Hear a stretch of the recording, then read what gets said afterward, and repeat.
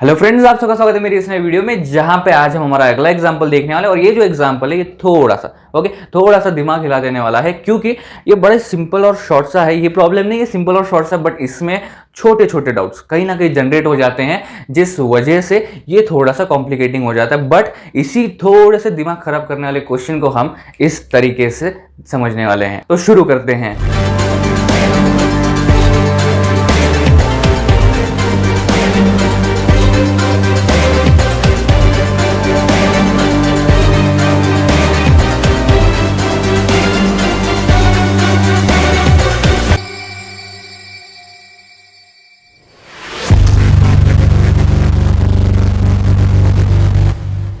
तो देखो यार, हमारा जो क्वेश्चन है ना वो बड़ा ही सिंपल एंड शॉर्ट सा है, ठीक है। ज्यादा कुछ इसमें है नहीं और कई सारे डाउट्स भी क्लियर होंगे। अगर कोई छोटा मोटा डाउट होगा तो ये वीडियो देखने के बाद गारंटीड आपका जो डाउट है वो क्लियर हो जाएगा।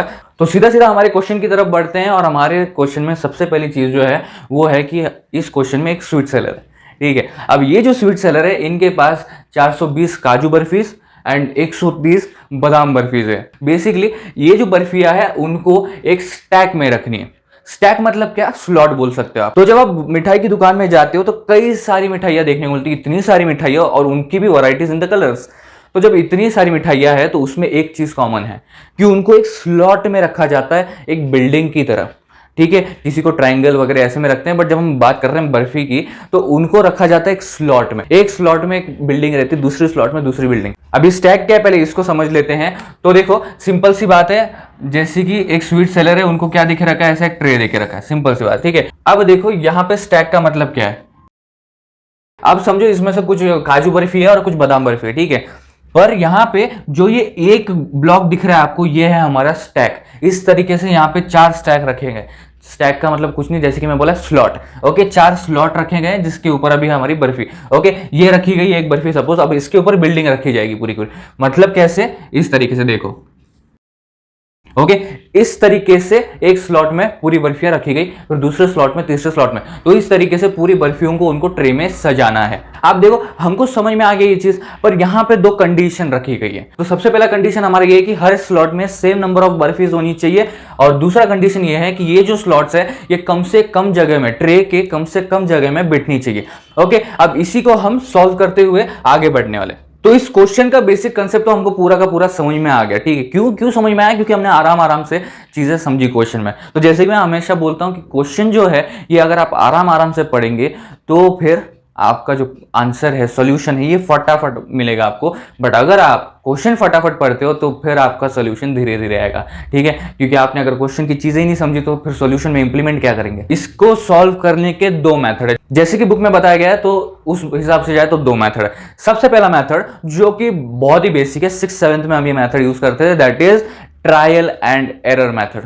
3 अल्फाबेट्स को अगर न्यूमेरिकल के साथ लगा दे तो ट्रायल एंड एरर मेथड लग जाता है, दैट इज एक्स, वाई और जेड। इन अल्फाबेट्स के साथ हमने न्यूमेरिकल्स लगा के इतने सारे क्वेश्चंस के साथ खेला है कि ये हमको एकदम पूरी तरीके से याद हो जाता है। आइडिया लगा कुछ ट्रायल एंड एरर मेथड क्या है। तो देखो ये सबसे बेसिक फॉर्म है ट्रायल एंड एरर मेथड का, ठीक है, जहां पे आपको LHS एंड RHS प्रूव करने रहते थे, ठीक है। अब यहाँ पे देखो इसी के दौरान ऐसे कई सारे फॉर्म्स आपको देखने को मिलते थे। तो यहाँ पे क्या है, बेसिकली 5x + 5 दिया इक्वल टू 30, मतलब हमको LHS equal to RHS prove करना है। और हम यहाँ पे क्या करते थे, हमको x का वैल्यू फाइंड करना है, ओके। तो हम क्या करते थे, x का जो वैल्यू है, ओके। अब 5 पे क्यों रुक गए, क्योंकि हमको भी पता है यार कहीं ना कहीं कि यार 5 का वैल्यू डाला तो फिर हमारा 30 का वैल्यू मतलब RHS इक्वल टू LHS हो जाता है, ठीक है।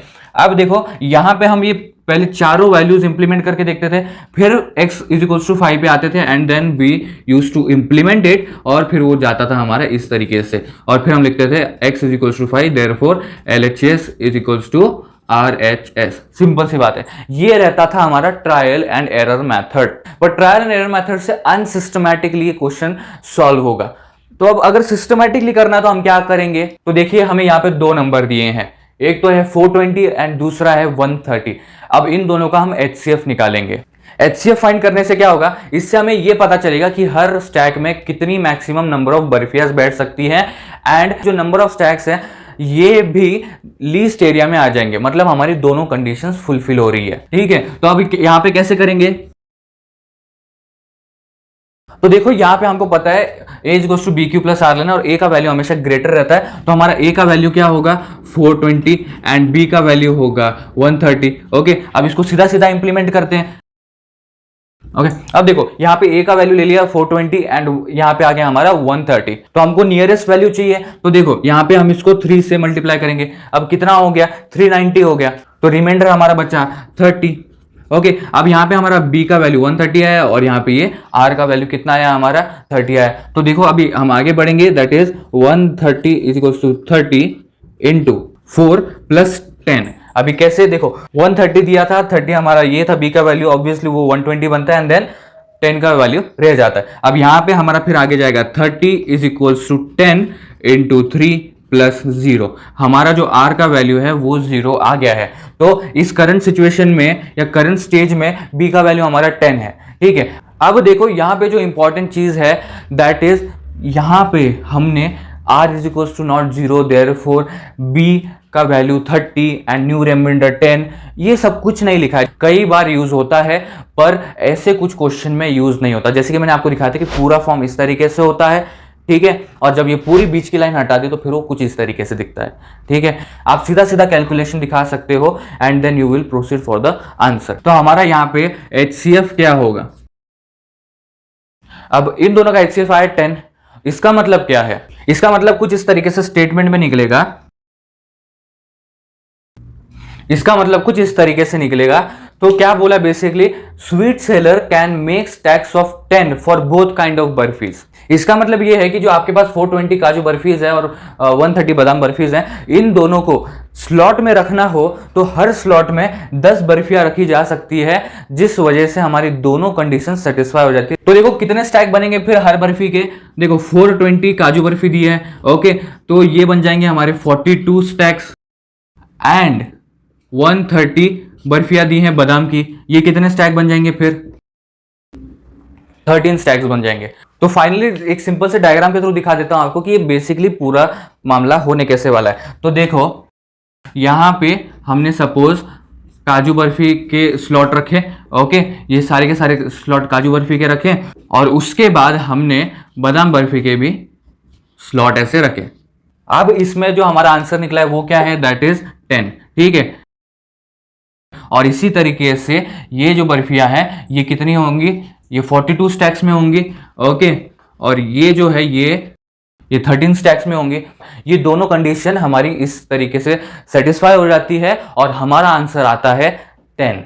तो सारी चीजें जितनी भी माइनर चीजें से लेकर मेजर चीजें थी वो सारी हमने डिस्कस की एंड आई होप सो कि आपके जितने भी बेसिक डाउट्स होते हैं जो ऐसे क्वेश्चन के दौरान जनरेट होते हैं वो सारे के सारे क्लियर हो गए होंगे। तो वीडियोस को लाइक एंड शेयर जरूर करना और चैनल को सब्सक्राइब कर दो और अब तक नहीं किया तो तुरंत कर दो और नोटिफिकेशन बेल को भी ऑन कर देना ताकि लेटेस्ट वीडियो आप तक तुरंत पहुंच सके। And thank you for watching this video friends.